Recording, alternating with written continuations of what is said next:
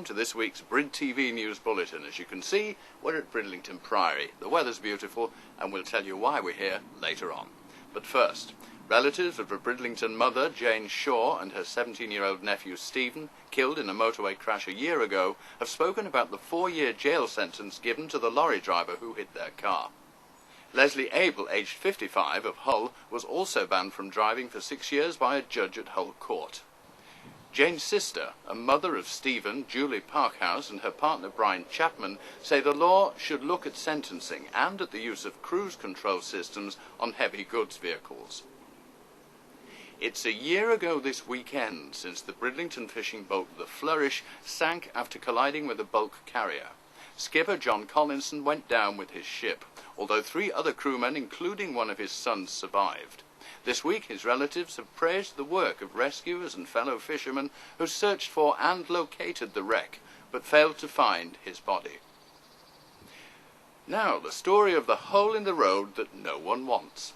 East Riding of Yorkshire Council and Yorkshire Water are denying either of them are responsible for the sinking road surface next to the pedestrian crossing in Prospect Street in Bridlington.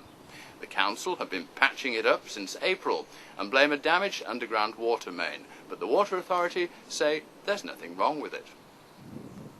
Bridlington MP Greg Knight and hospital campaigner Mick Pilling claimed that bad financial management in the past has contributed to Bridlington Hospital losing services. The Audit Commission has ranked the Scarborough-based managing trust amongst the worst in 20 in the country for money management, for the 3rd time in succession. The Trust deny plans to axe Bridlington's cardiac monitoring unit and acute medical admissions have anything to do with money, but everything to do with patient safety. Meanwhile, 86-year-old Philomena Kitchman, who stood on her sewing needle at her Bridlington home, ended up spending 4 nights in Scarborough Hospital waiting for it to be removed. She has no relatives in the town and had been taken to Bridlington Hospital by a volunteer from Bridlington's Friends of the Elderly organisation. However, she was sent on the shuttle bus to Scarborough. Friends of the Elderly claim that more old people are experiencing problems with hospital admissions, and especially when they're sent home. Police found a credit card skimming device in a cash machine outside Tesco's supermarket in Bridlington. They've warned people to check their bank statements.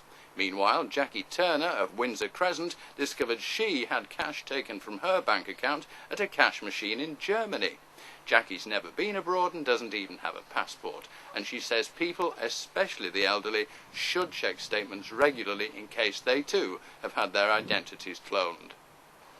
Choristers at Bridlington Priory, where we are now, have been celebrating examination success. They received certificates at a special ceremony at York Minster and have been presented with medals at a Sunday service at the Priory.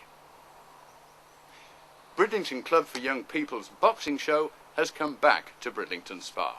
Last week more than 500 people turned up to cheer on the boxers, but it was a disappointing night for Brid boxers, with only 2 of 6 locals winning their bouts. Another show is planned for March the 6th. Finally, staying with church buildings, Trinity Church in Flamborough Road has had a rare visitor this week. A large peregrine falcon was seen perched on the spire by an eagle-eyed passerby, and our camera girl Wendy Spalding shot out to capture the moment.